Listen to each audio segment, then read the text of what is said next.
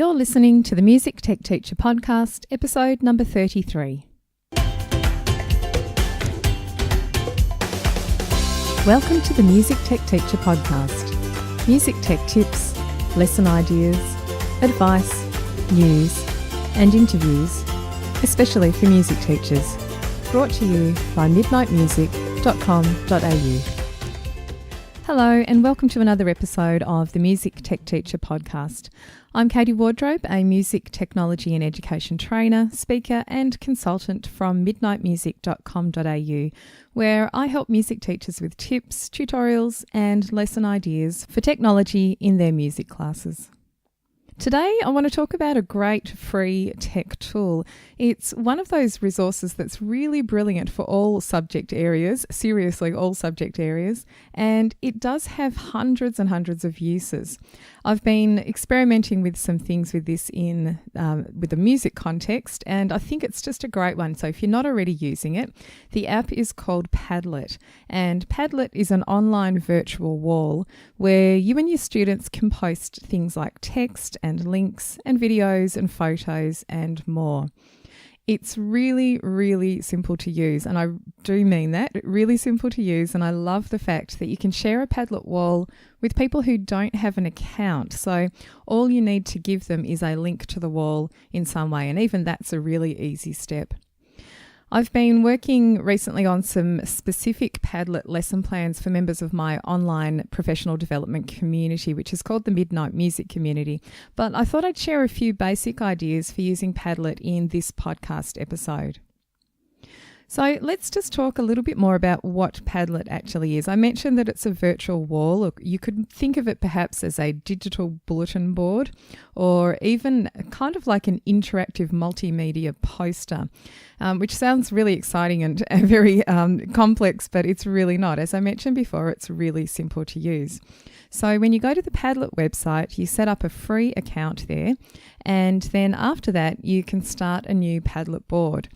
And basically what you do is you choose an option for layout, and it can be in the form of a free form type canvas. It might be a wall where there are sort of specific columns in the setup of the space, or you can have it in a stream where basically anything you post in the wall appears one after the other in like a chronological order.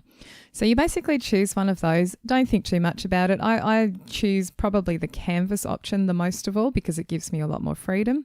Then the next step is that you're given a default background image, which you can go ahead and change if you want, and you can go in at any time and change it. So if you don't want to do that in the very first setup step, not a problem. You also need to give your wall a title and a subtitle. You get some default text already like "My Awesome Wall" or something like that, but you can go ahead and make the title a little bit more descriptive, which will help you and your students in the long run. And you basically do all these things by scrolling down some options on the right-hand side of your screen. And when you've done those ones, you click Next. And then the last little step is to choose your privacy settings. Now, there are 4 different options that you can choose from, and these are all to do with the way people can or can't find your board. So if you want your board to be freely open to anyone on the internet and it pops up in Google searches, you can choose the most open setting, which is public. Most of the time you'll probably choose the secret setting, which basically means that anyone can access it that has the link to the board. So it's not going to show up in a Google search, but if someone has the link to the board, they can go to that place and access the board. So that's the one, again, that's the one I choose the most often, and it just means that it's a great option if I want people to contribute to this board. So the other part of choosing your privacy settings is to choose what people can do when they actually get to the board. And there are some options here, 3 options altogether. They can have a read-only access, which means they can just see what's on the board but not do anything with it.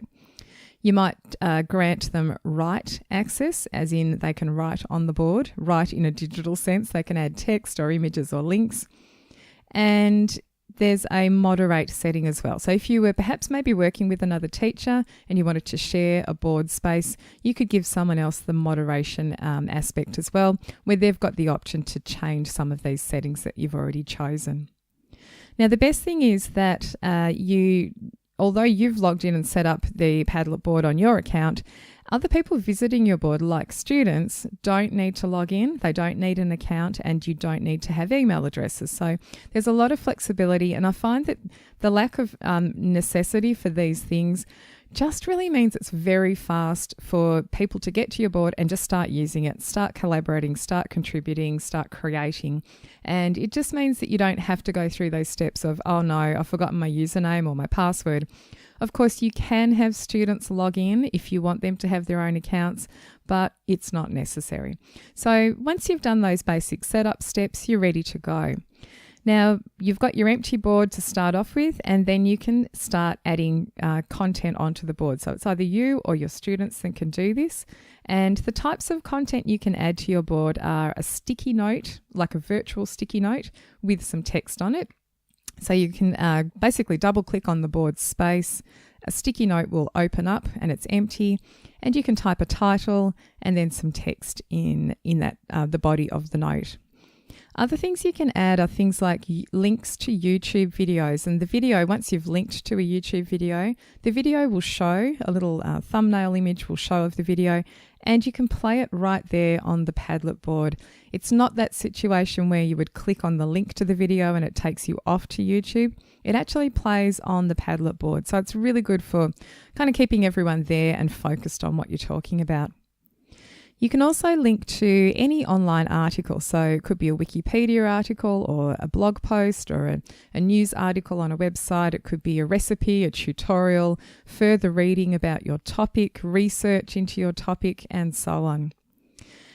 Usefully for those of us, of course, who are working in music is the ability to link to a SoundCloud audio file. So if you're not familiar with SoundCloud, it's a little bit like YouTube, but for audio. So it's a place where you can go and share and find links to audio files. So if you are using, and a number of schools are using SoundCloud to share audio files, if you're doing that, you can actually link to SoundCloud's files straight onto the board as well, just like you can with a YouTube video.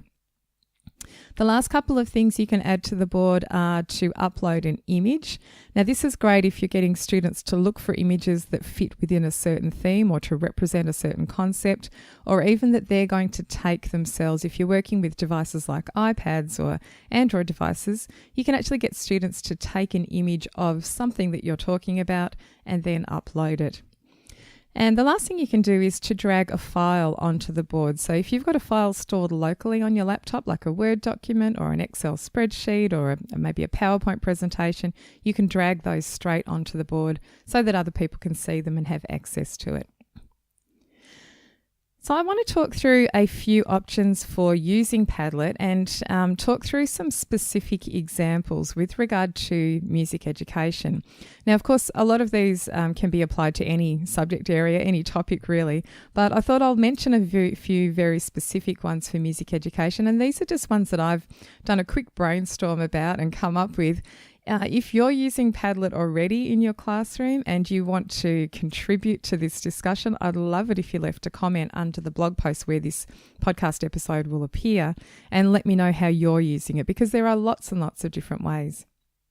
Now, I'm going to break up these ideas into two areas. One is going to be ideas for the teacher to use Padlet, and the second area is going to be for ideas for students to actually create their own Padlet board and to use it themselves. Now, of course, with the teacher's suggestions, the ideas for the teacher to use it, students may be getting involved with that as well. But I've got these two basic areas of, ideas to talk about. So as a teacher, some of the things you might want to do are to brainstorm a topic. Perhaps you're thinking about doing some kind of assignment in music class, or maybe you want to give students some choices in the next assignment, and perhaps you want them to contribute to the discussion. So you could start a Padlet board up and get them to all click on that board, double click and create their own sticky note and put their thoughts down in writing on the board so that all of the ideas are in one place. It could be you just adding notes to the board. It doesn't have to be the student. So if you're in a classroom with just your own laptop and no student devices, not a problem. You could have yourself or even maybe an assigned student monitor, helper, to actually write the ideas down. So it's the same as, writing ideas up onto a whiteboard, really. You're just using Padlet in place of that. A second thing is to gather research for an assignment, and this might be actually a place where you can gather a lot of resources that you want students to use for an assignment that you're setting. So perhaps you're doing maybe a music history topic, and perhaps you're looking at a specific composer or musical historical era or genre. And you might create a board, let's call it a blues board, 12-bar blues, and then you might gather some research information for students to use to create their own historical assignment or written assignment that they might be doing. So you might link to the Wikipedia article on the blues. You might link to some YouTube example videos of famous blues musicians who are performing. You might link to perhaps some SoundCloud files of more modern performers. You might link to just some really interesting articles about the blues, some lists of blues songs that students might learn. You could link to chord charts that they're going to play in class, and so on. So lots of different options there for gathering research. Another idea is to use Padlet to create a glossary of music terms. So if you were perhaps teaching students about different dynamics, words that represent dynamics in music, maybe as you learn each one, you get someone to add the definition onto your Padlet board, which is just about dynamics. You could do the same thing for tempo words and many other terms that you use in music class. So the student can type the word in as the title, and it might be forte, for instance, and then in the body of the text, they are going to just define that word and just say what it means to play forte. Another idea is to create a notice board for a concert or an event, and this could be a central location that you actually put information for parents, for students and others. So there might be a repertoire list there. There might be a link to the Google map where the location of the event is. You could have information on there about the dress code for the event, what students need to bring, the times that parents need to turn up, and so on. So that could all be gathered in one single place. Another one along those lines is actually to use Padlet to plan the event. So before you've actually decided everything, you might create lists of things that actually need to be done for the event. So maybe you're putting on a musical or an end-of-year concert, and there might be a list of items that you need to have for props, for instance, for the musical. There might be a list of things that need to be collected. There might be dates and time suggestions for the event. Before you've actually decided it, you've actually got a list of options there, and they're all in that one central location. Now, Padlet is great for collaboration, so you can invite teachers to be a part of this board. So if you're actually planning an event with multiple teachers who are all doing different roles in this event planning, then everybody could contribute to the board and see what everyone else is doing as well. Another idea for using Padlet is to use it as a place to store favourite inspirational music quotes. So you might come across music quotes, as I do, during the year, and you think, wow, that's great, and I'd really like to save that somewhere. Using Padlet, you can actually save it in a place where students can also see it too. So you might find a quote and then just type it in there. Sometimes, you see those visual quotes where there's actually an image with text over the top. If you find one of those, you could put that instead on your Padlet board rather than just the text on its own. It could be a visual version of the quote. You can even make your own up, or perhaps you've found some great lyrics that you've come across which are inspirational. You could do that for the students. They could also contribute to that as well. If they've come across quotes that they like, they could add to this and you can have a class quotes board. Another great thing to do is to use Padlet to list substitute teacher lesson plans. So this is a great thing if you know you're going to be away for a while, or if you just want to have something set up in case you're missing from a music class and you can't take it yourself.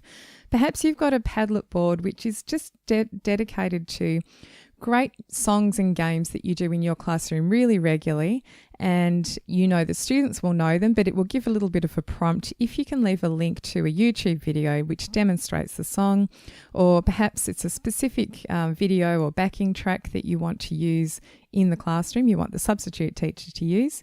You could actually leave a link to that in your Padlet board. You can also link to resources, things like Google Docs or other documents that you might like to list lesson plan ideas in for substitute teachers. You could put all of those on the Padlet board just so they're really easy to access. And the last one I'll mention for Padlet is something that I've used it for in the past, which is a place to take notes when I'm at a workshop or a conference. So when you're listening to someone talk, perhaps it's a keynote speech at a conference that you're attending, often you hear great links or you see a video that the person shows and you kind of want to store that and come back to it later so you can watch it again or share it with your students in class. Padlet can be a great place to quickly take notes and save links and so on. You could use it to take text notes, just type a quick message into yourself about the thing that the person has mentioned. You could quickly look up a video and save the link there and then onto the Padlet board. You could save links to other articles that they may have mentioned or online resources and apps and so on. Really great way to do that. I've actually done it in the past with a group of people. I've given everyone in the workshop access to a Padlet board that I set up, and it was actually a workshop that I was running myself. But I said to the group, look, let's all contribute to this board together. And, you know, I had session notes for them prepared, which they could take away with them. But often things come up in workshops that you weren't predicting. And so this was a great way to capture quickly things that we talked about and that came up as the day went on. So once again, that's a great thing. And then people have access to the Padlet board after the day. You're not having to send around a document for people to access. It's just all there, ready, and you're all part of the board anyway. So really good way to capture some information. Now, if you are sharing a Padlet board with students in your class and you actually want them to contribute to that board, you can offer them access to the board in the first place in a couple of different ways. Basically, each Padlet board has its own URL, and it's a very specific one. It's made up of something like padlet.com/your username, and then it's got a series of numbers and letters at the end. But you do have an option to change the ending so that it's something memorable. For instance, I set up one which was an example board about Peter and the Wolf. And on that board, I just gathered all sorts of resources to do with Peter and the Wolf. So what I did was change the ending of the URL, the web address for that board, to just the word wolf. So I think the address now is something like padlet.com/music tech teacher, because that's my username on Padlet. And then it's got /wolf. And once students know your sort of main Padlet URL, it's really easy just to give them a couple of letters or a word at the end for them to easily access the link to your Padlet board. Now, there's an even easier way. Now, that first way that I mentioned, the custom link way, you can either send that to them and so that they just click on it if they're on laptops or Chromebooks or even on iPads. And if they're not clicking on something directly, they could just type that URL in. That's not a problem as well. And there's one other easier way, and this is particularly useful if you're using iPads with students or Android devices, tablet devices. What you can do is open up the board, and on the right-hand side, there's a place where you can display for the students a QR code. Now, a QR code, if you haven't used those before, a QR code is a special code that can be read by tablet devices like iPads. And basically, a QR code, once the iPad sees it and recognises it, it will take the iPad straight to a web address without the student having to type in any web address at all. And it really gets rid of those issues of, you know, when people type in the wrong combinations of letters or numbers, or they type a comma instead of a dot for .com, all those sorts of things. We've all had it happen before. It happens to me in workshops, even with teachers, where I can read out the same web address about 5 times and still by the end of it, maybe the group of 24 or 25 people in the room have still not gotten onto the website that we need. QR codes will kind of get rid of all those issues. So basically, students will open up their device, whether it's iPad or Android, and open up the Padlet app. Now, the Padlet app is a free one, which you can download. And basically, once you open that up, you're given a choice. In order to get to a Padlet board, you can either visit the URL that I've talked about earlier, or you can hit the button which says Scan QR Code. Once students tap on that, they can basically point their device up at the QR code that you've got displayed on the data projector, and straight away the Padlet app will take them directly to the board that you want them to visit. This episode of the Music Tech Teacher podcast is brought to you by the Midnight Music Community. The Midnight Music Community is an online space for music teachers who'd like help using technology in their music lessons. There are online courses, video tutorials, lesson plans, music tech news, and professional development certificates are provided for any training that you undertake. I'm inside the community every day, personally answering members' questions and sharing tips and ideas. The best thing is that you get to connect with hundreds of other music teachers just like you and share your own experiences and occasional music tech frustrations. For more information and a special joining price just for the listeners of this podcast, visit midnightmusic.com.au/podcast offer. That's midnightmusic.com.au/podcast offer. Now, I want to talk through some ideas for students themselves to use Padlet boards. Now, I really think you can get students going on contributing to Padlet boards, whether it's just by themselves or whether they're working in groups or whether they're contributing to a class board. I think really it could happen quite early on with really young students. They just need to be capable of typing and adding something on. So it's it's so simple to use that, elementary students could easily take part in this and use it themselves. Now, before I run through some ideas, the one thing that you might be interested in knowing is that you can have students post information onto the Padlet board anonymously, or they can be named. And that's actually a setting that you yourself choose at the beginning of when you set up the board. And you can go in and change it at any time. And basically it will show the person's name at the top of the little sticky note or whatever it is that they contribute if they're logged into that board. You can turn this off though. So if you want to give students the option of being anonymous, that can also be a good thing. Sometimes students might be feel more free to contribute to something like a discussion or share an opinion if they're actually anonymous when they're doing it. So student ideas for using Padlet. You could actually set up a question on a Padlet board and have students all contribute answers to that question. This could be a question really about anything. It could be about something you've learned in the past or something that you're going to learn, or maybe you're trying to discover what they know about a topic already. So just asking a question and getting instant answers in that way can be a great starting point for using Padlet. A second idea is to use Padlet as an online listening diary. So this is a great way to capture listening responses and reflections on something that you're listening to in class. Now, an individual student might have one Padlet board, which is a listening diary for perhaps a term or a semester or a whole year, where different things are added to that board as you do different listening activities throughout the year. So that's one way you could do this. Another way is to have a group situation where you all contribute to the same board about the one work that you've just listened to. So in my Peter and the Wolf example, perhaps you might have a Peter and the Wolf board and then get students to all contribute to that and tell you what they thought about the piece or which was their favourite theme and so on, and post some reflections on the board that way. A great way to use Padlet, which is nice and simple, is to do a photo scavenger hunt. And so again, you set up a board where there's a specific topic or a specific thing that students need to look for. And rather than them responding with text posts on the board, they can actually post a photo. So for young students, perhaps you're talking about high sounds and low sounds, high pitches and low pitches. Perhaps you might want them to go around the classroom, around the school, and take pictures of objects that produce a high sound, and then they need to put those on the board.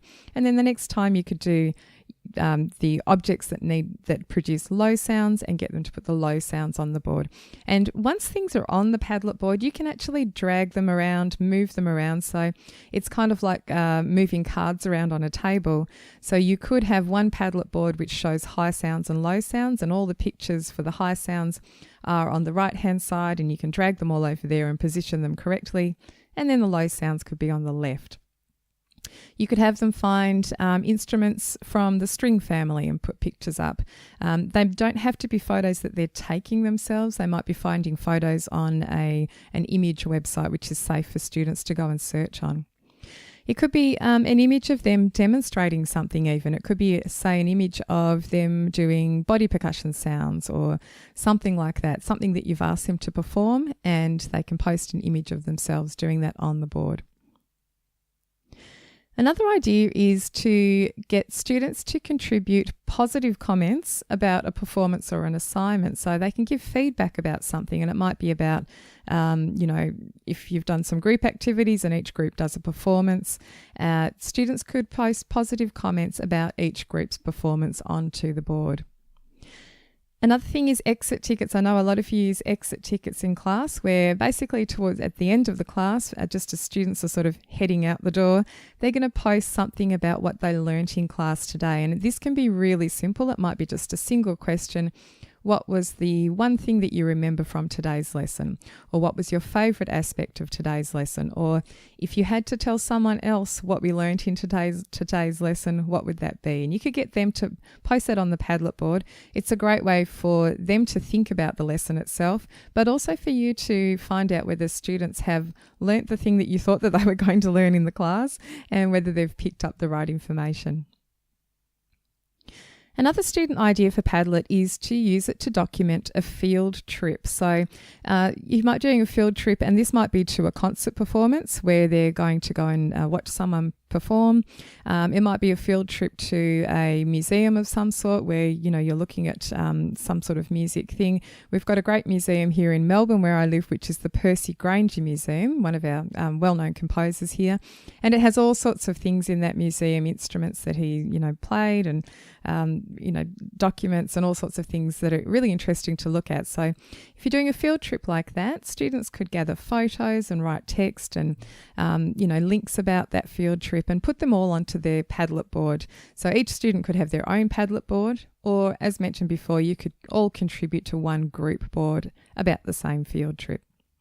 If that was for visiting a concert, it could be more of a concert review Padlet board. You could include notes about the repertoire and the performances, maybe link to video of the performances of the performers if they are well-known ones and there are videos floating around. Students could write down what they thought of the performance, what they thought the venue was like, the acoustics and so on, and put all that information onto their Padlet board. A really popular thing for as long as I can remember actually, even for me growing up at school, I remember that there's always a time where a teacher will get you to make a poster about your favourite band or artist. And if you're in other classes like drama or media, you might be doing it about your favourite film star. And I know this is still a popular activity nowadays. I mean, as I mentioned, I remember this growing up when I was at school. And of course, things have changed over time. I used to do a physical poster, and I do know that some schools still do this, a physical poster where you've got a big sheet of paper and you're cutting out pictures or you're writing text onto the poster and making it look all nice. The girls tend to do pretty borders and all this sort of stuff. And then you have a display that you can put up in the classroom. Now, if you want to, you could do a multimedia version of this by using Padlet Padlet instead. So each student could start a Padlet board which is about their chosen artist or band, and they could basically put the name of the person or artist there. They could add some links to their YouTube videos. They could write text. They could do a short biography about that person or artist. They could add some images about that musician. They could do all the sorts of things that you would do normally on a real poster, but actually do it in a digital format. And one of the benefits for doing it in a digital way, I know you don't get that same sort of option to display them all in your classroom, but one great thing about a digital version is that it can be contributing to a digital portfolio. So if you're, sort of in that mode of getting students to create digital work and then you can gather it all really easily together, the Padlet board might be one thing that makes up part of their digital portfolio. It's also a useful thing because you can access it anywhere. So you could invite parents to look at the student multimedia posters about their favourite band or artist. And it doesn't mean that they need to come to your classroom necessarily, where not everybody can do that. Parents can actually access it just by clicking on the link and seeing it there. Now, a really similar thing is at the start of the year, I know a number of teachers do an activity which is about students themselves and about their own musical influences. So this is a great way to get to know students. I think it can be kind of mind-blowing. You can make assumptions. I have made assumptions in the past that lots of students are really interested in only contemporary music, sort of top 40 things. But in fact, you'll find out that they have a love for, some kind of band or musician that maybe their parents have introduced them to. And that's really surprised me with my own kids in recent times. We have a tradition of choosing on the way to school. We take turns in choosing songs to listen to. There's 3 of us in the car. And so, it's my 2 sons and I take turns in choosing a single song. And I laughed the other day because I think we pretty much got through 5 songs in the trip. That was how long it took us to get to school. And the 5 songs were choices by them. There was 1 by me and 4 by them. And out of all the choices that they made, they were all songs from my childhood. And, things like my 10-year-old's really into the Hello by Lionel Richie at the moment. So that's frequently his choice at the moment. I have my elder son who is into Eminem, so he's choosing Eminem songs at the moment. It's a great way to wake up in the morning, and we have a lot of fun. But I did laugh because a lot of their songs were older choices, and I was the one that chose the top 40 song on the trip, so that was quite funny. So students could make a Padlet board around this idea of who are their musical influences, and it could be a big variety of people, and maybe get them to think about, all of the musical things that they like. They might include even instruments that they play or instruments that they would like to play one day, music that they listen to, information about the artists themselves. Maybe it's musicals that they love. They might be posting information about musicals. So that can be lots of fun and a great insight into, what they really like to do. That sort of information could be great for using in the future for other activities that you might find that you want to do down the track. And lastly, you can link Padlet boards to Padlet boards. So on one Padlet board, you might have a Padlet board which is a central location for lots of other Padlet boards that students have been creating throughout a period of time. So for instance, if students have, maybe 2 or 3 Padlet boards that they've created over time or more, they can link to these on a single Padlet board, which becomes like their digital portfolio landing page. It means they can upload work from multiple lessons there, or a unit of work, or from an entire term. Lots of fun and lots of flexibility, I think, with this tool. So I really hope you give it a go and just start small. Start with one tiny thing. Maybe it's a discussion board where you're contributing ideas, getting everyone from the class to do that. Or start with perhaps the word wall where you're sort of defining musical terms that you're teaching the class. Great way to get started. And I'll look forward to hearing from you if you actually do give it a go, or if you've got any other ideas or you've seen other teachers use it. I'd I'd love to see them as well. And do leave a comment under the blog post where this podcast episode appears.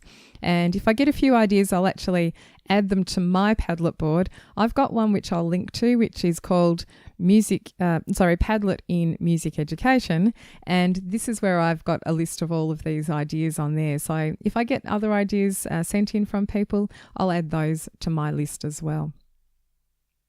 So that's it for today's show. If you'd like more help using technology, I'd love you to come and join me inside the Midnight Music community. It's an online space for music teachers to learn more about technology through online courses and video tutorials, and I've got lesson plans in there and tips and personalised support as well.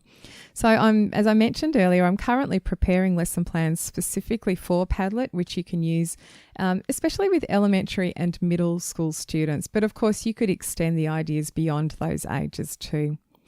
So if you want more information about the community and about those Padlet lessons, and you would like a special offer for podcast listeners, you can go to midnightmusic.com.au/podcast offer. The Music Tech Teacher podcast is hosted by me, Katie Wardrobe.